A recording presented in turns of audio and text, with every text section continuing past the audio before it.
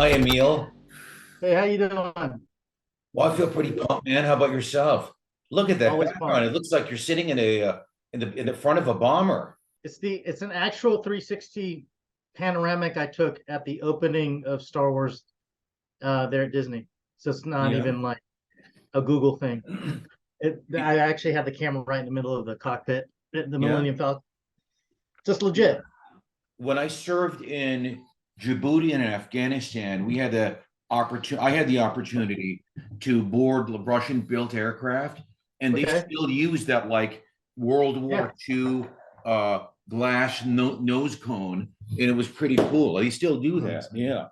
I actually I used to do simulations training there at Research Park.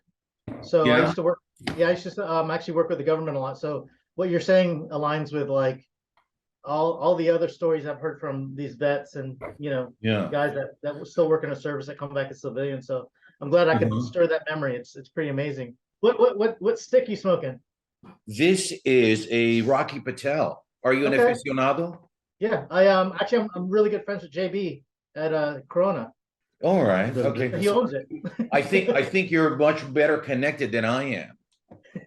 Actually, I met Rocky Patel in like 2003-ish at Really? the art, yeah, when he first started out. Yeah. Um, and so yeah, actually I'm good friends with the Mhm. Perdomos, the Yeah. Perdomo family.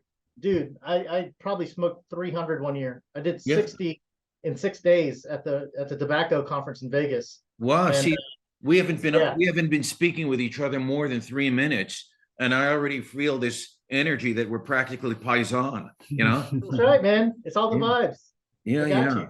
You know, my wife is Brazilian, and Okay. there's an expression in Brazil. It actually comes from, I think, the Yoruba language. They say ashe.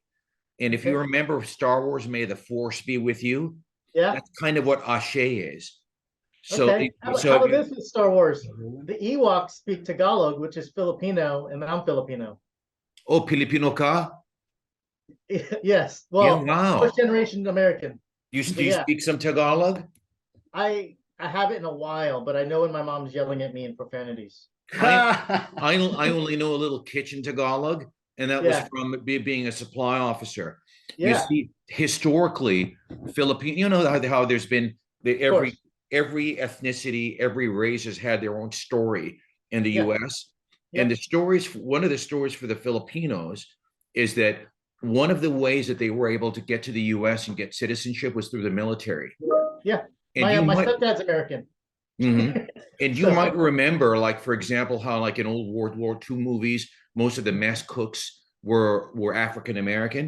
yeah, Well, something similar existed for the Filipinos. It was mostly supply and I forget the other rating, supply and yeah, another rating. yeah.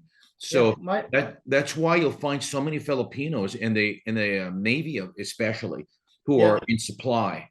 yeah. Well, it's funny as a nation or country nation, Uh-huh. it's funny because we're all doctors or nurses or supporting cast. Uh-huh. Servitude is something we take to heart in our culture, and so even though that was one way to get citizenship, which how my mom got it in '68, Uh-huh. um, and she remembers when my American father was like, she's like, well, there's a white or black bathroom, and she's like, which one to go to, and he's like, go to the white one, and Uh-huh. so even then, and even now, when I first got my license, I had to pick white or black Yeah. because back then there was no other. There's no. But you're not that old. I'm 48, man. You really? He's actually older Yeah. than We have to find out what kind of vitamins this guy takes. My I. goodness. Brown don't crack from what I'm hearing. Yeah. I wonder if lots, I lots of wonder cigars and whiskey, Don. yeah, yeah. You know what? If we were to go back in time, I don't think for you would be an issue because the Latino is, Uh-huh. but Yeah, I wonder how would I be classified?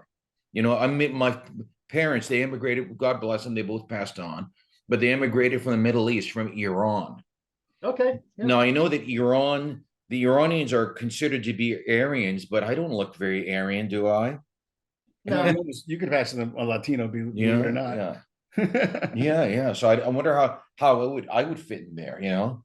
No, that the good things that we're living in a different age now that we get to define like what we are as a person and a Yeah. human being and as an intellectual, rather Yeah. than actually, worrying about what we look like.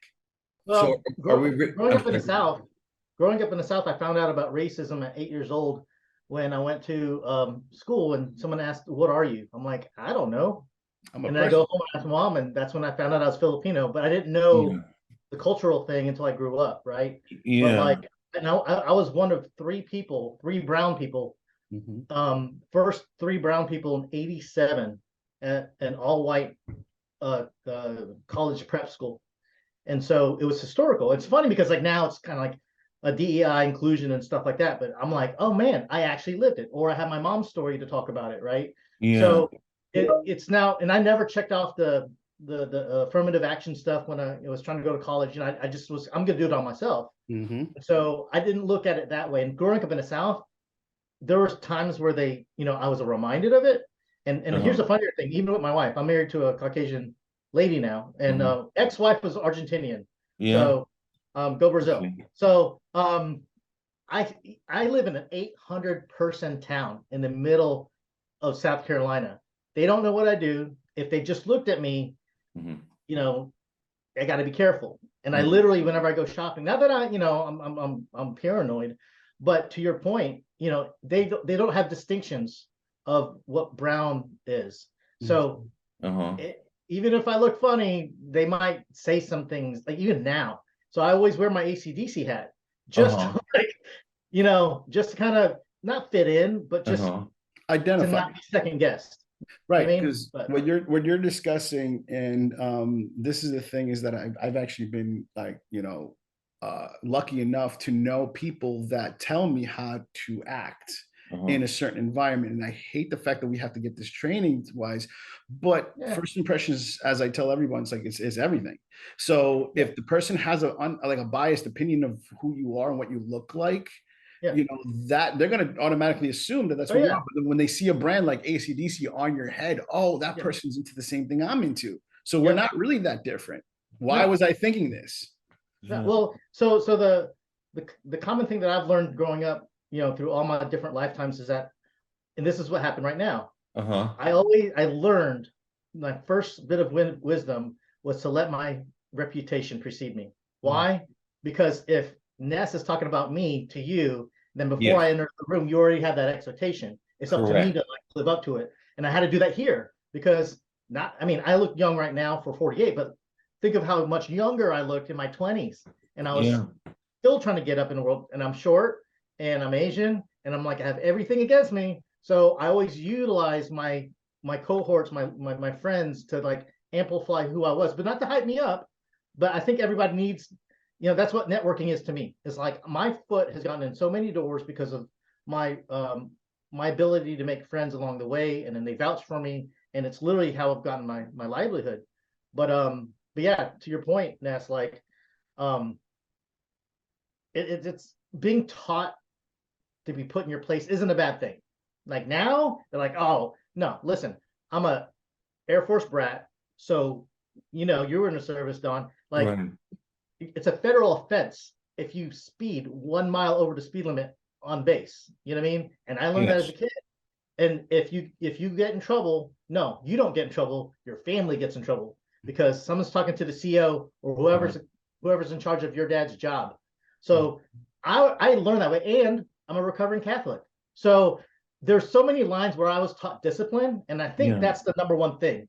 It's just discipline to not look at it in a negative way, but how it could help me to maneuver myself. So I was fortunate because I had dragon lady Asian mom, Air Force brat, hierarchy of things, in the outside world, and then being Yeah. Catholic. And so it sucked growing up, but now I'm like, this is what I feel is the missing component for people to just swallow the pill, move forward, and stop whining about it. So to your point, yeah, I don't mind falling in line. I don't mind being a follower to be a great leader, but it's So perception. how did you become self-aware? Partly what we talked about, discipline in my upbringing and Yeah. understanding like, hey, when you grow up, you're going to do this. So, go to college, go to all those things, run the line. Okay. I had to, straight A student. And then I figured out I didn't want to put more time into studies. I wanted to do extracurricular stuff. But then I was a fine artist. Like I come from a line of artists. My middle name is Picasso. My son's middle name's Escher. Like in the Philippines, my uncle's a professor of art. So that's where it starts. So visual arts to me is starting there. Because I was a prodigy art kid. So far, very right brain. Keep going. Correct. Yeah. And so on the right side of my brain is literally my DNA. So I as an adult, I know my DNA. So my right side came from genes. And it was just my way of doing it. When I grew up, I had to figure out, okay, which medium do I like? Do I like oil paint, acrylics, whatever? I took art lessons. And then, yeah, I'm 14 years old in a room full of 40-year-old women at the Artists Guild in Sumter, South Carolina. And so that's when I kind of, to your point, was aware. I was aware of, wow, I'm a kid. My mom had to drop me off to be with these adult women who've been painting. And I knew I had a gift, but it really was apparent that day. And then it benchmarked me for, okay, I'm gonna go to college for art. So I was gonna go to SCAD. Yes. Right. So I was gonna go to SCAD, and then South Carolina Art, Savannah College of Art and Design. Yep.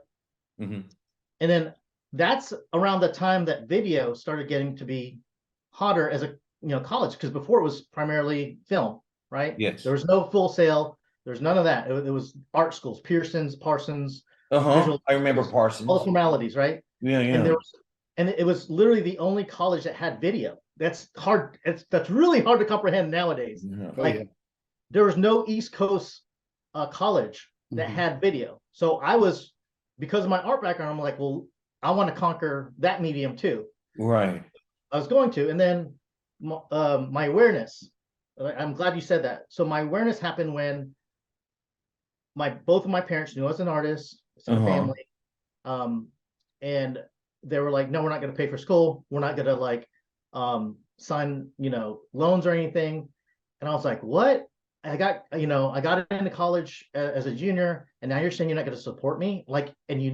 So that first awareness of entrepreneurship kind of happened at that moment, because now I have to learn to be self-reliant, right? I can't even rely on my own parents. So I think that's part of the hunger of what you have in entrepreneurialism. Yes. Then, you know what I mean? Then I was like, all right, well then what can you offer me? Like, what do you do with what you have, right? Like every person does when they try to turn things over. Instead of whining about it, what can I do about it? So they're like, well, you could go to college here. I'm like, all right, fine. I got to stop crying about not going to art college in my dreams. Let me go to college here. So I went to USC for a semester. And then I got accepted to do the USC is in the University of Southern California or South Carolina? South Carolina. Yeah. Okay. So I was born and raised in South Carolina. So I went to USC for about a semester. I got a letter from the media arts department, not even video. I was trying to be in there, journalism, College of Journalism, it was under there. So I got asked to go to this open invite interview process at this auditorium with 200 other people to try and get in on this internship at Disney. Okay. Kind of every person's dream to work there, especially in art. And so I was like, man, yeah. I was one of 20 people that got accepted in 94. And so that's not bad. Nah. So I was like, all right, cool. So I went there. First semester, learned hospitality, was it marketing, communications, all that stuff in the semester. And then I networked, because now the hunger started building. I'm like, all right, I'm in Orlando. First time I've ever been outside the state by myself. Lived in Orlando for that one semester, fall of 94. Yes. And I worked at the Disney MGM studios at the time, and I was networking like crazy. I'm like, even on my off time, I would see film crews. Like if I saw someone like Ness and he's carrying, it could be somebody from Grip, anybody. I'm like hungry. I'm like, hey, what do you do on set? How do you do it? Hey, y'all have any open spots? I'll work for free. I'll sweep the floors. And I met one of 6 production managers on set at Disney MGM studios. I think his name is John Defoe or somebody like that. Anyways, he got me an interview, and I got a job as a PA starting next semester, right? In January, spring of 1995. Production assistant. Yeah. Okay. Without a degree. And I was like, cool. And so I went to my mom. I'm like, hey, I got to continue school. So I'll try to go to UCF. This one, UCF only had trailers.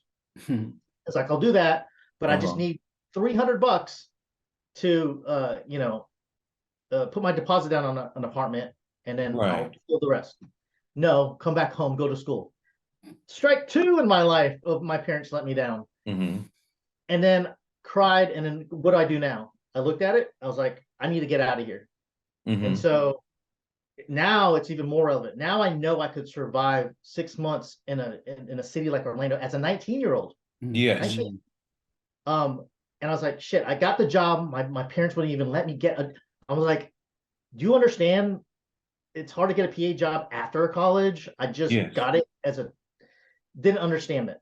Wanted the control. Okay, fine. I go home. I let her pay for that semester. And then I was like, listen. And I was working at the mall at the time at this place called Camelot Music. I'm sure you guys have been to one. Camelot Music. Wow. So I was working retail on the weekends, going school to week in that semester. And I was like, fuck it.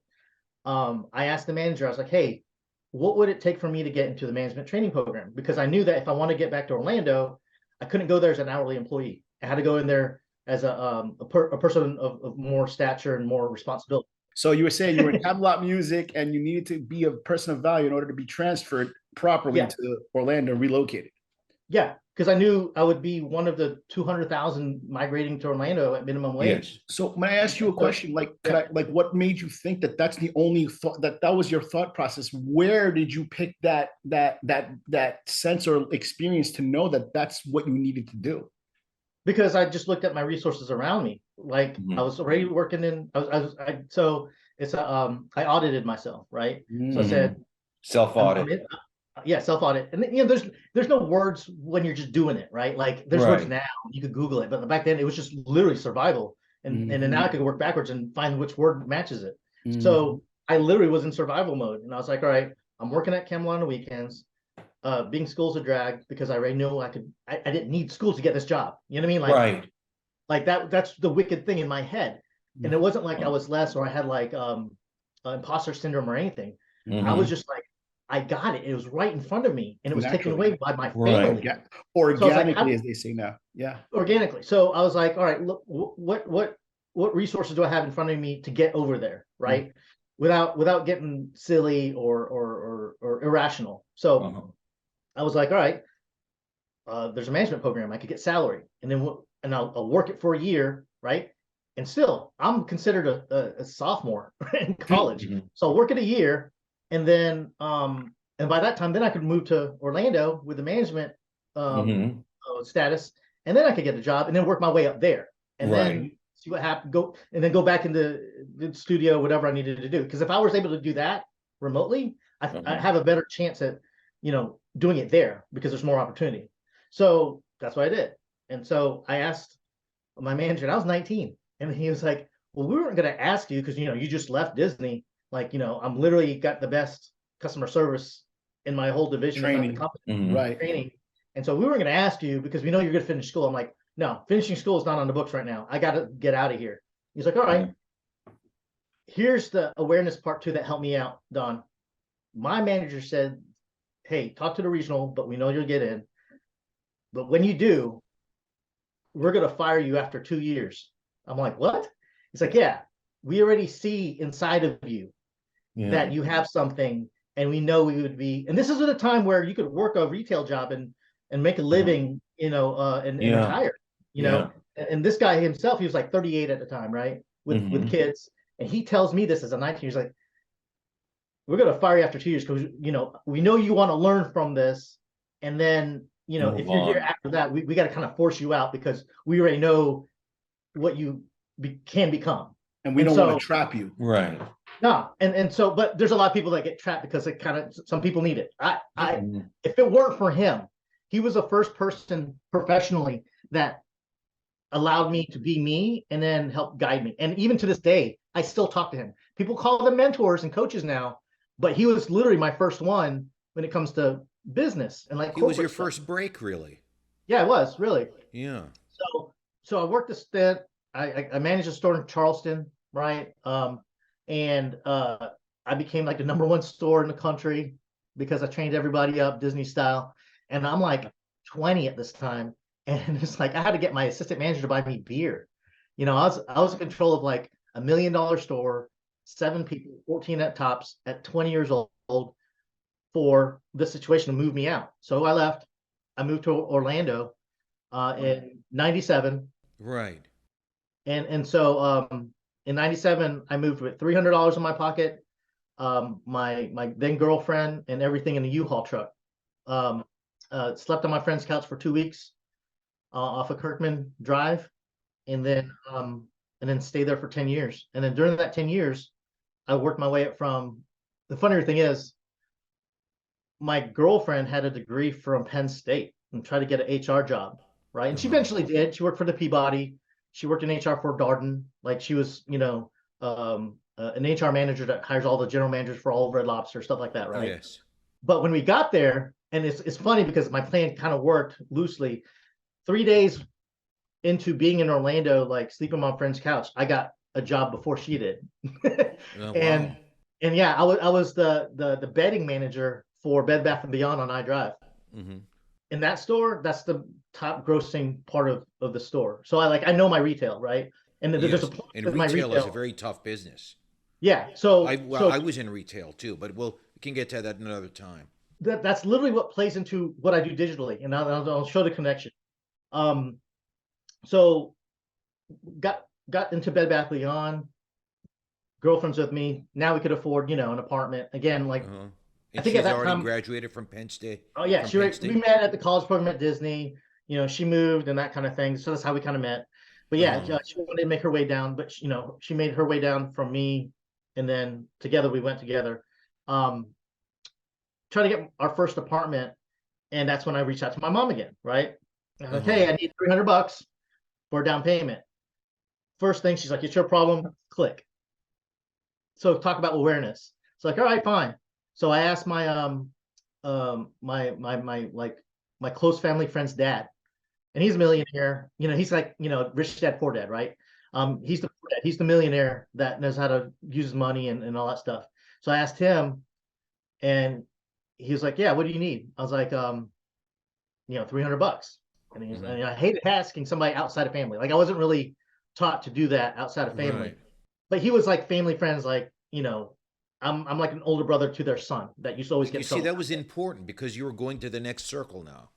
Correct. Yeah, And but so yeah, keep going. Yeah. and so he, like my manager, felt the same way. He's like, oh, is that all you need? I'm like, yeah. And I wasn't like, all right, cool. He's like, well, give the phone to mom and I'll wire it to your account. All right, cool. And he's like, well, I'll pay you next time I get. He's like, and this is his words too. So first dude was like, we're gonna fire you if you stay here.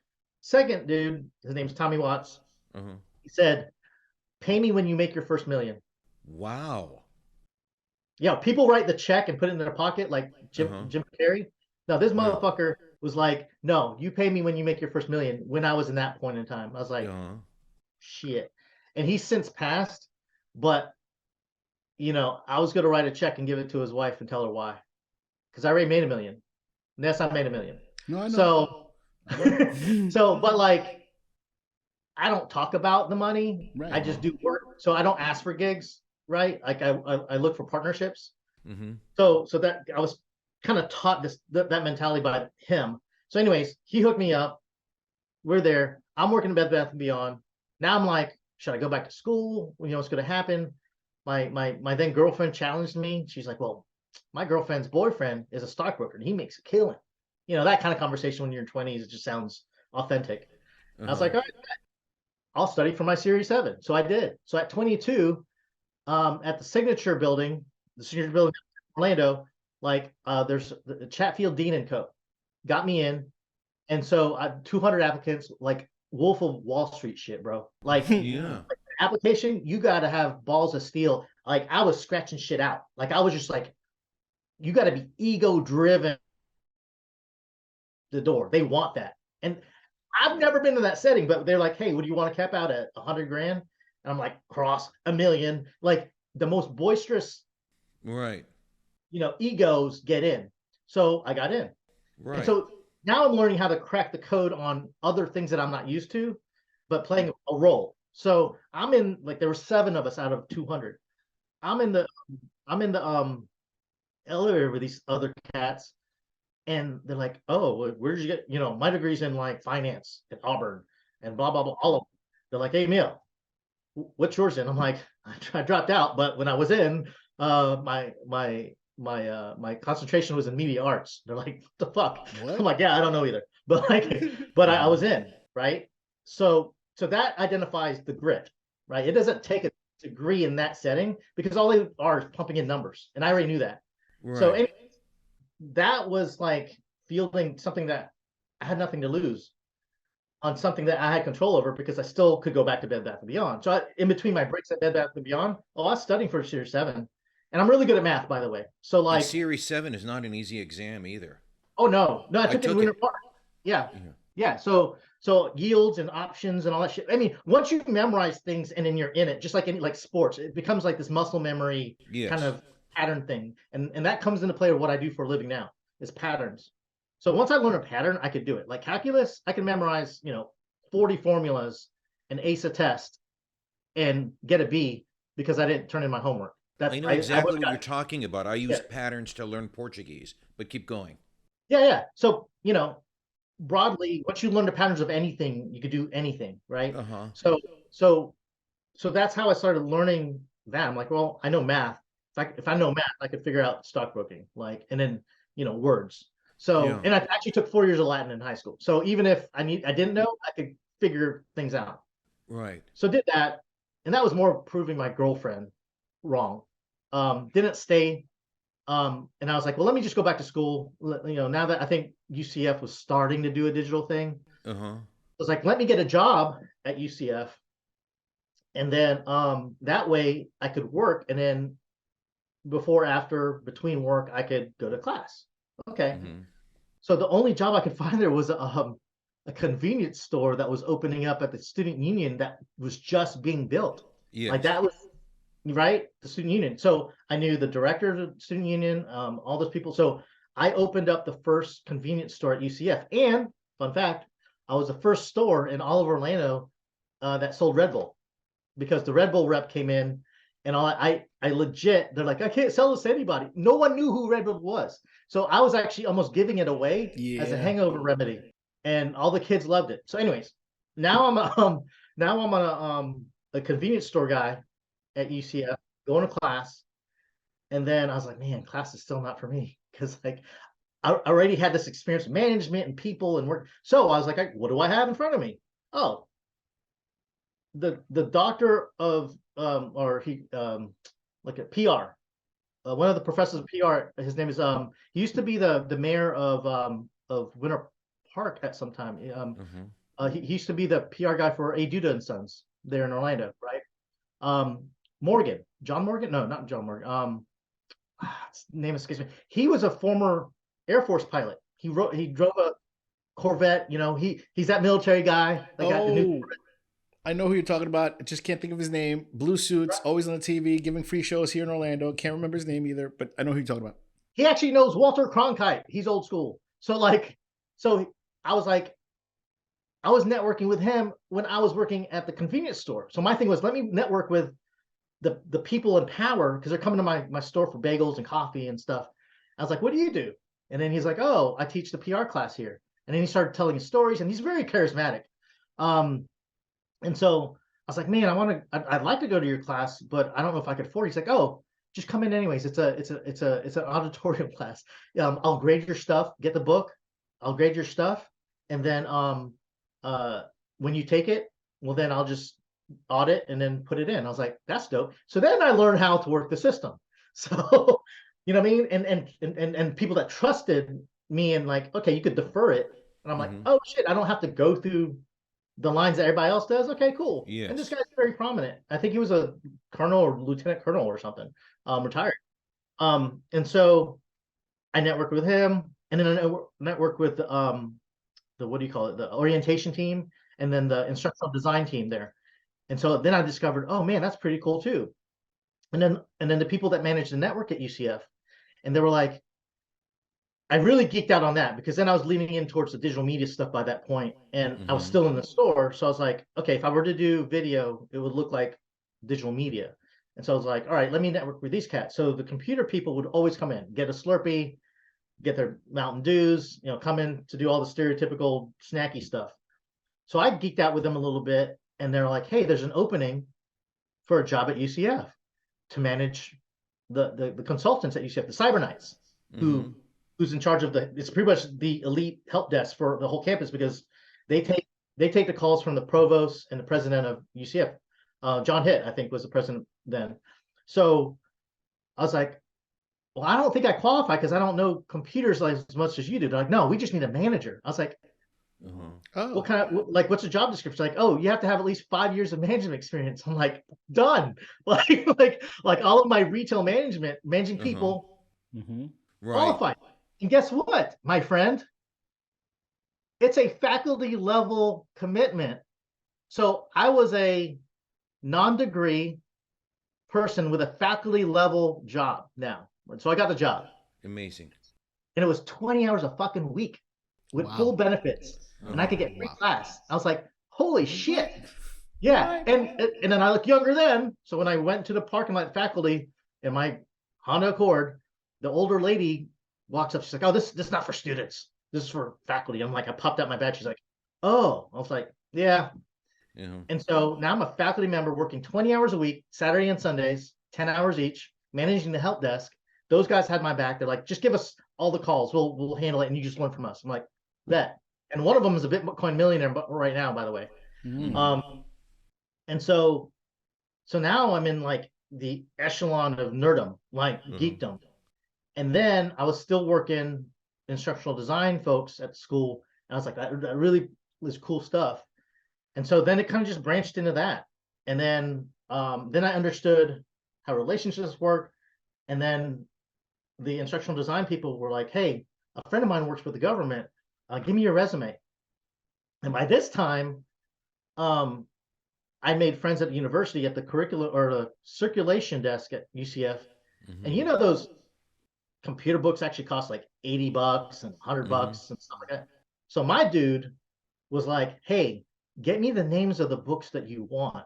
I've got a $2 million budget for engineering department, and I'll put it under that. And I'm like, okay. And it's in circulations, it's legit. And so you'll just be the first one to check it out. I'm like, fair enough. So I did. And I taught myself HTML, Photoshop. Wow. When Quake was the highest realm of photoshopping stuff. And this is before Macromedia. This is before Adobe. Adobe was only a PDF company. And so I taught myself that. And at the same time, because I had my resources working for me, they taught me how to use this thing called Napster and LimeWire and some other things. So it was very intimidating because I'm an artist and I had to learn a digital medium with this mouse. So I sucked it up and I learned it. And then learned it to a point to like create my own web page and like some other stuff. Rishi from the ID department, instructional design department at UCF was like, hey, my buddy Chad, working for the government, they need a developer for it and like some design. Give me your resume. I'm really good friends with him. We went to FSU, did undergrad. Okay, cool. Gave it to him, got the job. So my first job was to create the registration feature on the what do you call it? The ITSEC, IIT SEC conference there in Orlando. The simulations, like that big conference sees like 15. My first job was to make that registration page for that thing. And so I worked there at Research Park, and now I'm like in a real job in my mind. Are you doing this all on your own, or do you have a team now that you've assembled? Now or then? But then. Oh, it's just me. Yeah, it was just me. I mean, I had so much imposter syndrome that I was like doing my best to like just keep up. I was so like scared and hungry at the same time that I was like, staying up till whatever I can do to like just keep my job, because now I'm a contractor, dude. Like now they're like, oh, submit an invoice. I'm like, what's a PO? Like I went from retail and the school system, federal, the Florida school, system, to this thing, to straight up contracting at like, I was like 25. So I was like, shit. All right. so now I get in, I do my work, and then I'm making it up. And then what happened? And then like 4 months later, they're like, hey, we got this new camera and this new editing system. Anybody here know how to use video? I'm like, I know a little bit, but I can learn it really fast. And and guess they bought an Avid editing set suite, and then they had the first Canon XLR, whatever, the one with the interchangeable lens. I forgot what it's called. Right. And so it was mini DV of all things, but it was hot shit back then. And then I think James Best in Orlando, also known as Roscoe, was part of MCIA at the time, right? And so he had the first mini DV or HD cameras in all of Orlando. And so I became part of that group. So I learned from them. I was like, all right, my backup is to ask these people what the hell to do. So I always had a backup on when I was pushing forward on stuff. It was never like, because there was no internet for me to, I mean, there was internet. There was not resources on the internet to Google this stuff. So I always had my there was no backup YouTube University. I know what you're saying. Yeah. No Yeah. YouTube University at the time. Yeah. So I did all that stuff. And then, yeah, I worked it for 5 years. I was in the air for every 3 weeks. I went to all the Navy depots. I was capturing artisans and torquing wrenches, and I worked on Harriers, EA6Bs, e-learning in its infancy. I was working, and I created that for the aging workforce. So when the old guys are coming off the line, we needed to capture that knowledge and then put it in. I had 6 PhD level instructional designers creating the curriculum, and then I created the multimedia. So I was like the multimedia developer at the time. Anyways, all of it was like self-taught, self-learning until they told me no. But I kept reading it, and then probably about the last year I was there, the government wanted, or the government contractor wanted to sponsor me as an 8A, and they're like, oh, to your point, Don, like then they wanted me to have a whole system. Now they're like, take what you have, we'll sponsor you, because they wanted that 8A money, right?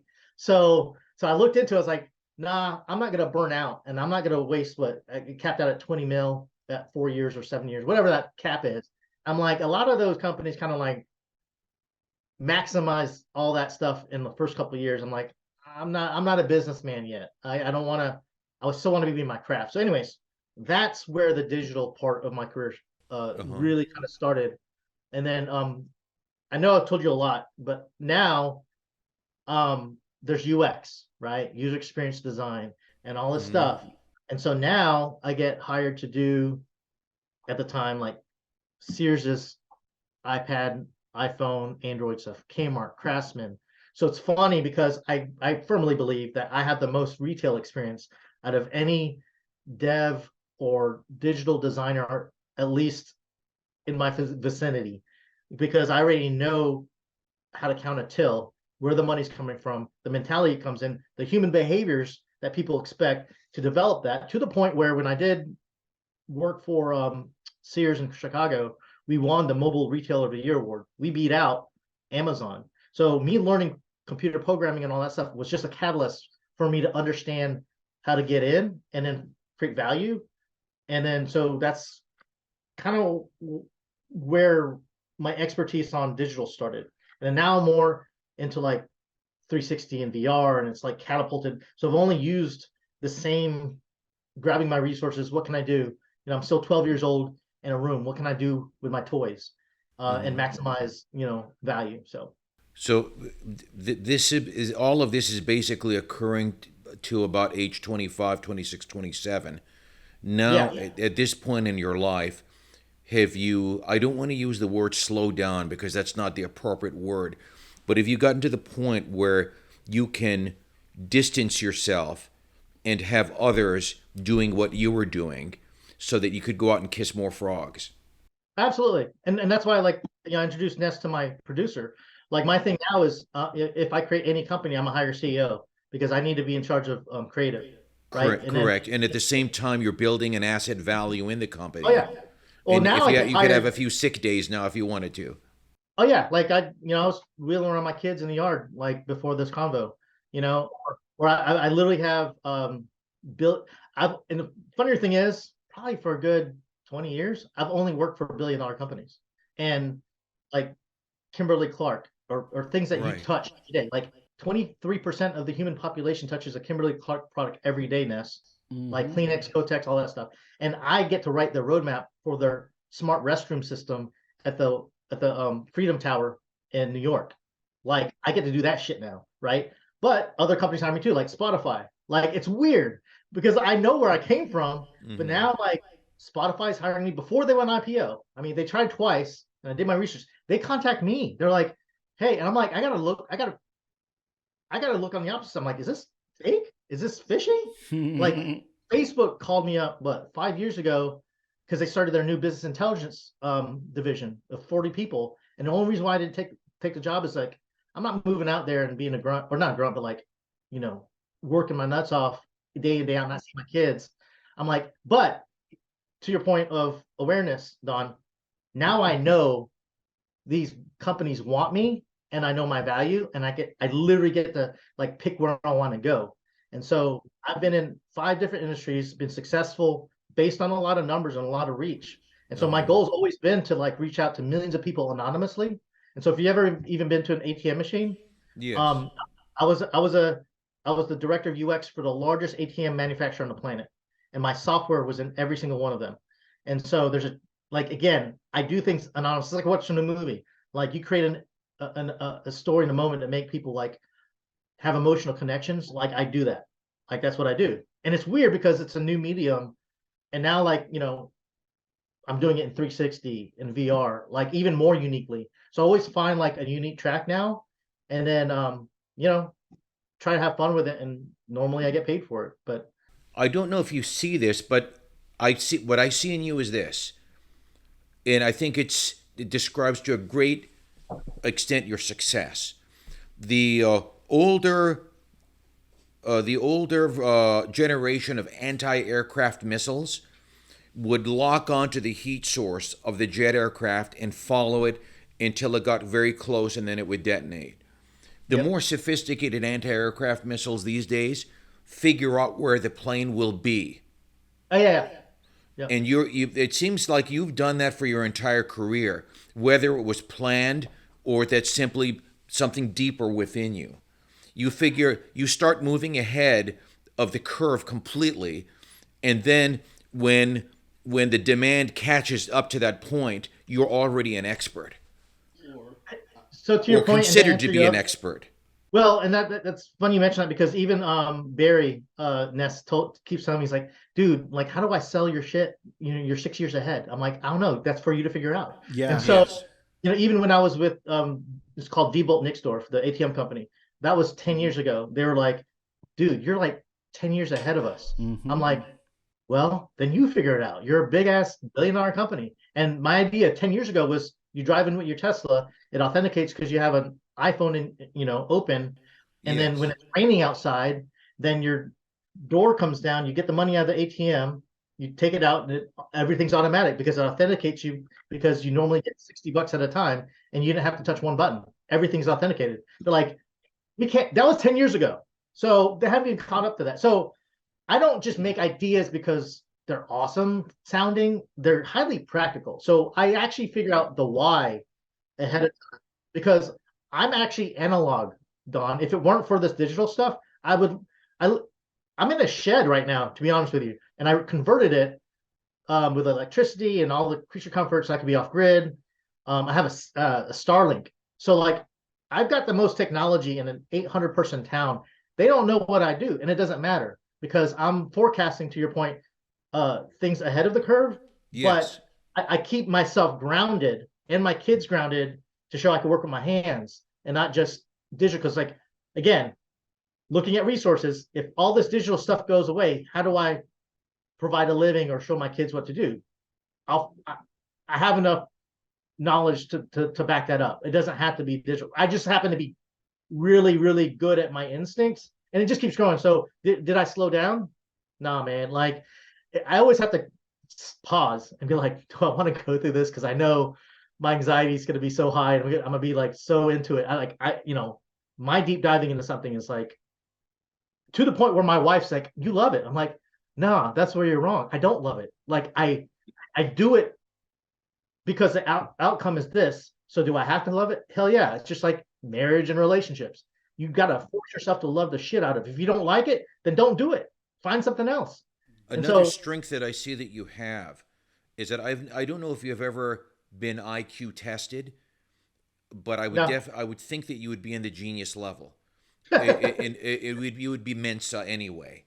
Now, thanks. a lot of those people, they're so heavily weighted to one side that their EQ is deficient, and they need someone else to get them to combine the DNA such that they can operate within a group. But you So, definitely have EQ, thank you. and I'm sure the retail helped that. But I Yeah, think you had it already. I told you all the superficial stuff. Right. On the internal stuff is that my real dad, he's Filipino and he's an engineer. He's actually an industrial engineer. Uh-huh.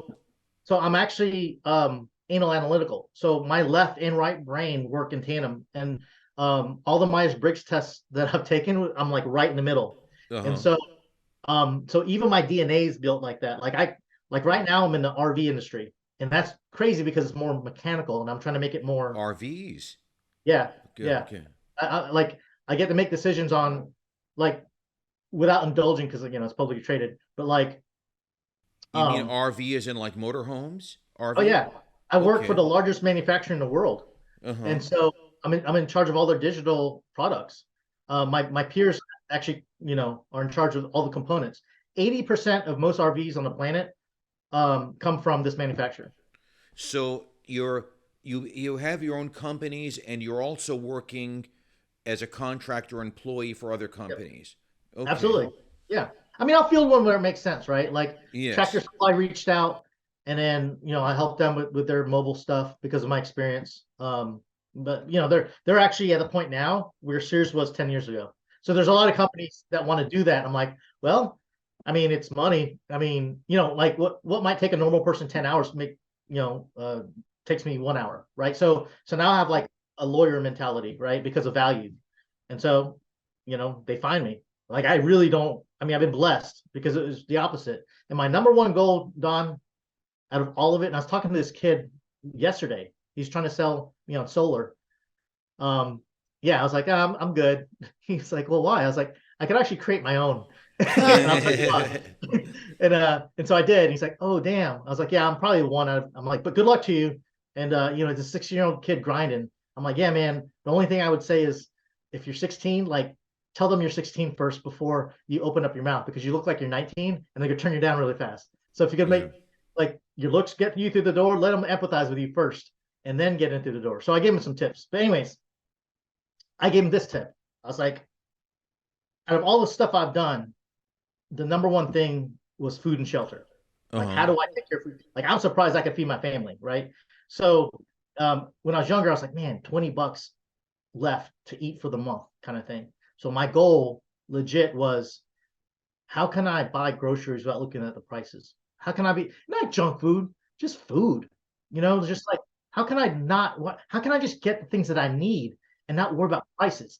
And so we're like 99% organic here, and Mm-hmm. I don't even look at the prices. And I'm stupid, but I'm not gonna like go across town to save 10 cents because my time's more valuable to be at home Right. and make my errands.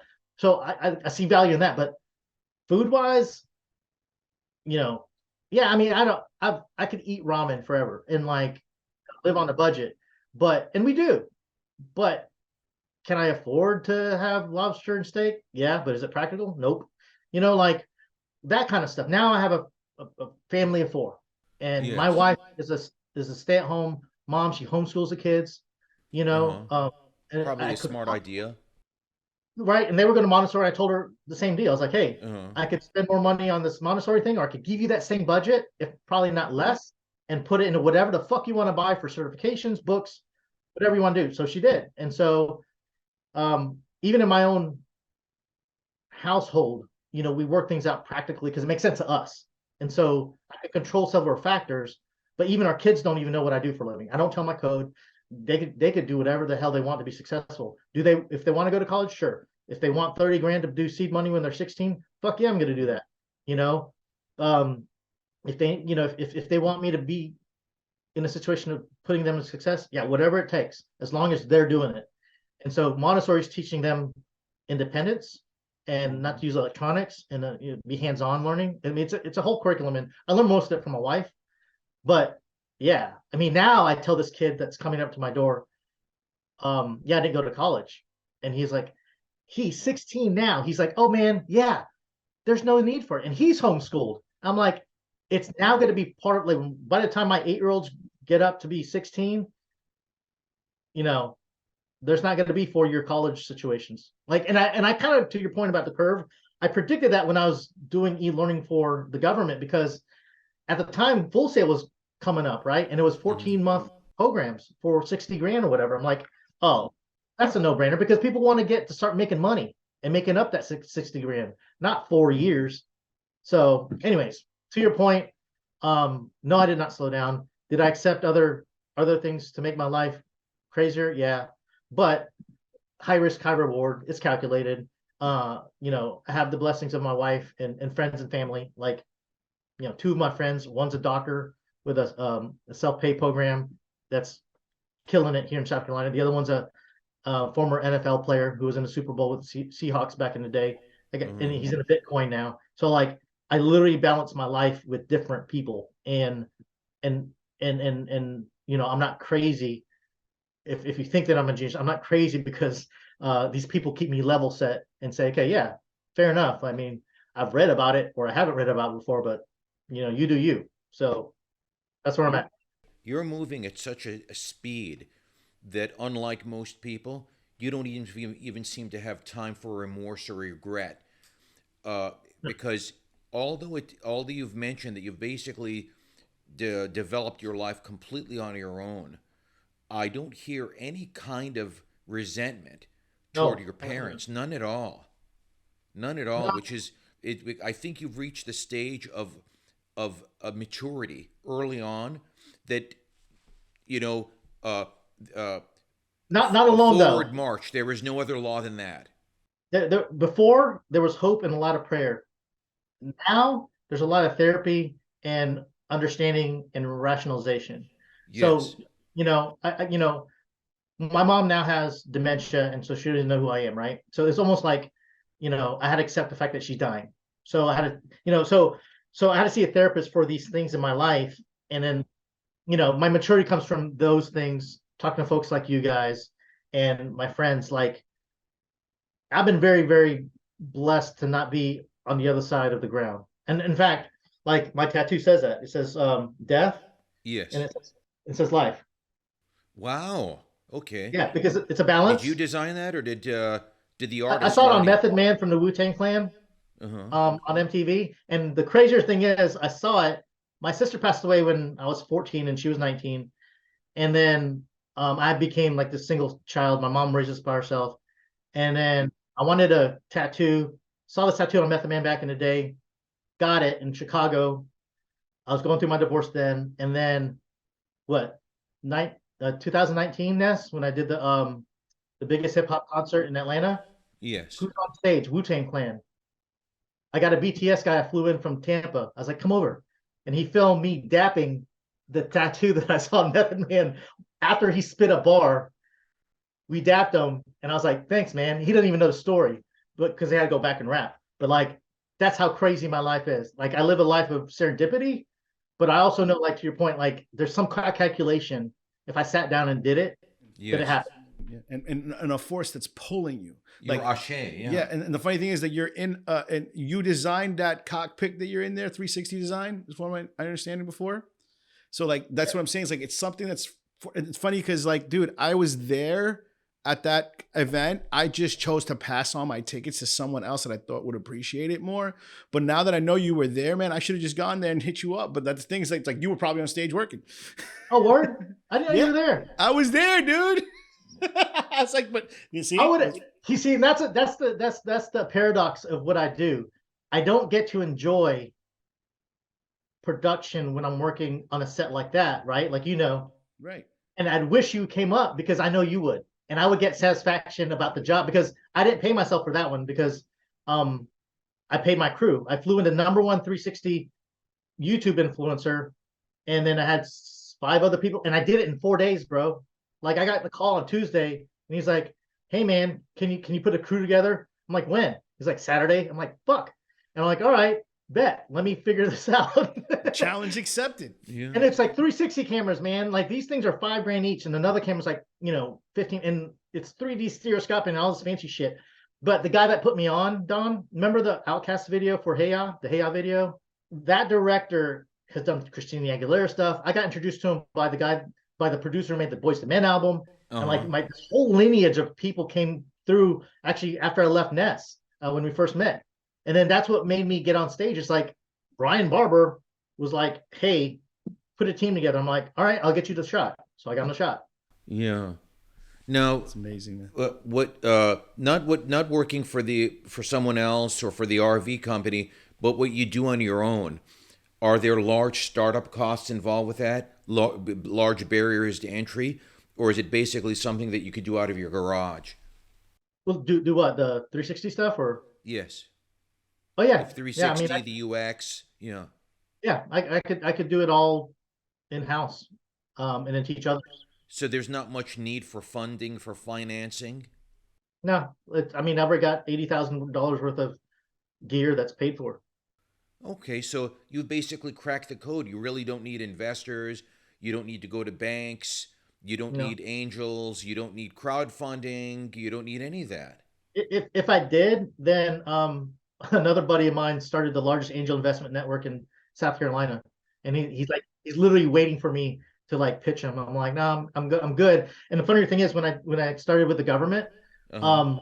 my backup guy, the guy that kind of taught me like his workflow with like Final Cut and all that stuff, he was freelancing a lot, and he's like, always building your production equipment into your POs, meaning Mhm. after the first 2 contracts, your stuff's already paid for. And I've always followed it. I was Mhm. like, I didn't put on a credit card because I ain't got a credit card. Credit was bad. Mhm. I was like, all right, well, I'll just do that. So I've always made sure that, either I charged 20 grand for a project and I only needed like 4 grand worth of new equipment and it's already paid for. And then now it's like rinse and repeat, 100%. The most I made probably at that time when I was 30 was like, I made like 80 grand in 1 month.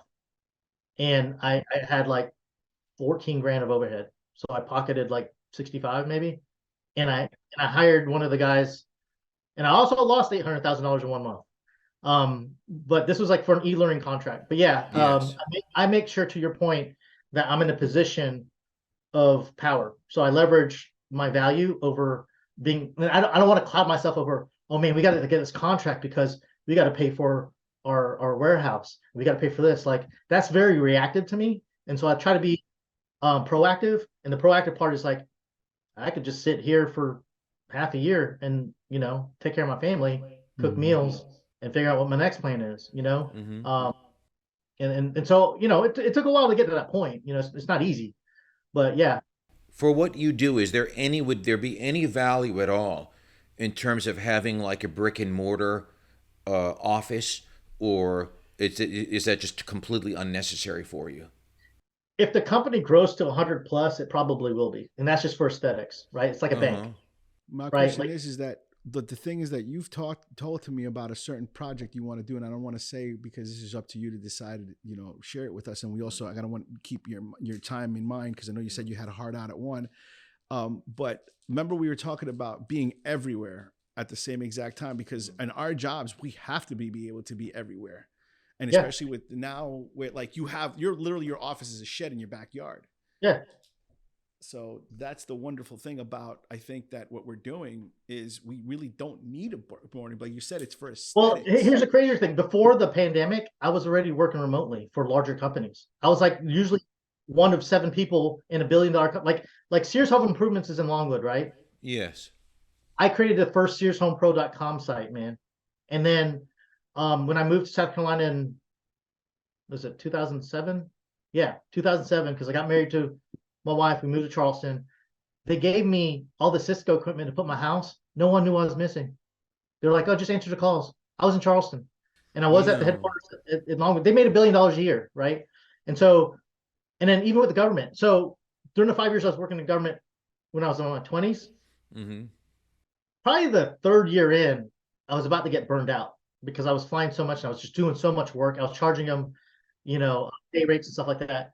And it got to the point where I was getting very, very efficient. That's when I knew how to make my time more efficient instead of, you know, doing hard work on myself. I made it smarter. So I was like, all right, let me work 4 days and take 1 day off. Let me do my own flex schedule. They're like, yeah, you could do that because you're a contractor. I'm like, I didn't know I could do that. You know, like you don't know until you do it or ask. Or And so someone actually pointed it out for you. yeah, so that was like, dude, like, see, I worked with the government like I want to say is it 98 to 2004? So like, so it's like I didn't know. I just was tired, and I was just doing it because I was tired. And so I had a housekeeper. I lived at Central Park Central there on John Young Parkway. And I'd have to get a housekeeper. I'd have to get a housekeeper to do my laundry because I was always flying. She did my laundry on Thursday when I got back, and my luggage and all that stuff. By Friday, I had a clean apartment, clean stuff. I'm ready to go party in Orlando. I told you how much those expensive weekends cost Ness, you know? And then, yeah, it was crazy. But I became more efficient. And then now I know that back then I could work remotely, no problem, as long as I showed my work. But you know, now it's like, oh well, you know, they're trying to tighten up on people work from home. Like I've literally been doing it for 20 years. And you know, it's like even now I know what I need to pack in my bag, like especially working with the government, right? I had to stay 2 hours longer in the airport because whenever I'd go to a destroyer ship, they have residue from the flipping, you know, cannons. And so like, here's my paper, call them up, da da da da. I'm like, I'm so used to it. So I don't even rush to get to the, you know, I'm so used to it. But like, do I know what to pick up? In my closet, like it was like color coded, short sleeves, long sleeve, like the efficiency of me getting stuff in my bag, going on a plane with this equipment was like 4 years of it. Now, yeah. With 360 even, there's nothing you can Google to look at what gear to bring for what shoot at what situation. Like I've literally developed that on my own since 2018, right? And then I hired the best, and even he was like, "Oh, you should make a video on." I'm like, "No, that's you." Like I'm doing me. Like once I put it out there, people can start copying it. I'm like, I can't do that because even if you looked at my LinkedIn, I never put in the last corporation I started working with because at my level, there are competitors that look at and trace what I'm doing. So I can't put anything out because these are publicly traded company and it'll still secret. I can't risk that because to your point about the curve, that's where I'm at. I'd love to be normal, can't be normal. That like I can't, that to me feeds most people's egos. I don't It does, definitely. I'm not worried about that. Like I could give it to Ness and be like, Ness, you're my ghostwriter. You do you. And then, you know, it's coming from you. You know what I mean? Like, I'm weird. And so my mom, as a kid, told me my gift is that I'm lucky, meaning I could go to Vegas for you guys and give you both $10, right? And then I could take my $10, put it down, and I'll lose it. You're 99% guaranteed that you're going to make $100 off of the $10 I gave you. Like I've done it. It's weird. I work better through people, Don. So even if I create it, I don't have ego in the game because I need people like Ness. I need like a crew to do it. Like to your point, I put together a 6-person 360 team in 2019 in Atlanta. And it's like, number one, who does that? Two, how can you do it in 4 days when no one really has been an expert at 360? I'm like, I knew enough to do it. And so, yeah, I'm resourceful. And can I pick up and leave? Yeah. I mean, I tell this to my crews and I have enough crews to where they're good for the gig, but not full time. But that's why I have my founder Barry now, is that now he's going to help me create a company that could be full time. Exactly. And then we could start doing things because we're expanding it. Like we're literally creating a platform to do events where you could like you've heard of choose your own adventure, Don? Yes. So what if you could do that with video? Like what if you could look at the outcome in different angles at whatever time you need in like 360, 180 or whatever, like just the option of it. So because right now all of us are locked into this frame that's composed by an editor, a technical director, or director, like from their storytelling. And then when you watch it, close up tights and all this stuff, but that's on their perspective of what they think the audience is looking for. But what if the audience has full control over what they want to see. Like I want to see that girl in the crowd this whole time, or I want to watch Right. this one player at a time. So Uh-huh. I've developed the technology with commercial off the shelf stuff, COTS stuff, to do this because I talked to my patent lawyer that February that the pandemic hit. I flew out to DC and I was like, how can I patent this? And he was like, you can't patent the ingredients, but you could patent the recipe. I was like, bet. Mm-hmm. So to your point, as long as I got my recipe, I'm good. I could go anywhere. It doesn't matter where I'm at. I could rebuy the things I have.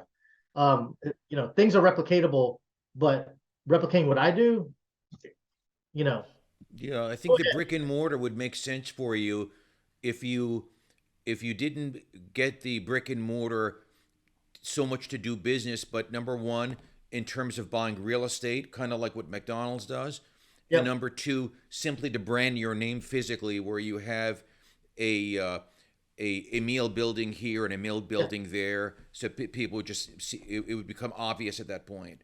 Don, if I mean, I am super open. If you see that vision and you want to I share that do. vision, then absolutely, I'll entertain the crap out of it because, and that's where, Barry would come in on that respect too, because, um, I'm so focused on What you're this, but to doing your right in Yeah, point, front of in you. other words, I'm, you wouldn't need the office space, Yep. but you would buy that. That would be incidental to the real estate deal, and your Yeah. name would be at the top of the building, like Trump to Plaza, that kind Yeah. of thing, Trump Tower. Yeah.